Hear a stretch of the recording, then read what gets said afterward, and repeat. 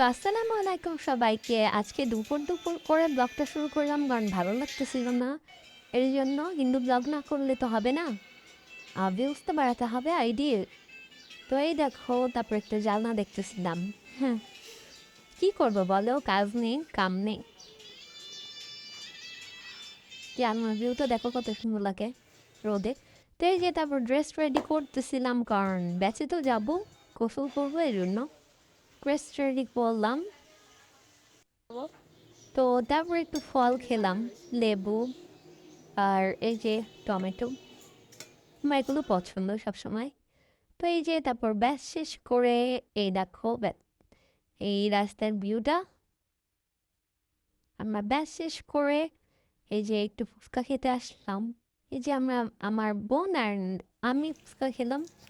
এই তো তারপর এই যে বাসায় আসার পর দেখলাম বাবা হচ্ছে চিকেন ফ্রাই অ্যান্ড পরে নিয়ে আসছে, তাই খেলাম। তারপর পড়াশোনা শেষ করে এসে দেখি আমার মার একটা অর্ডারের শাড়ি অলরেডি কমপ্লিট। তো এখন দিতে পারতেছি না, কিন্তু অ্যাড দিব ইনশাল্লাহ, এখানে ছবি দিয়ে দিবা। তোমরা দেখে নিও আমার মার পেজটা বালুকোনা নাম, সবাই ফলো করে দিও। কি সুন্দর একটা অর্ডারের কাজ, এটা একটা কম্বো সেট। আমি ইউটিউবে ছাড়বানি পারলে, নাইলে বালুকোনার ছবি এখানে দিয়ে দিব, তোমরা এখানে অর্ডার করতে পারো চাইলে। ঠিক আছে।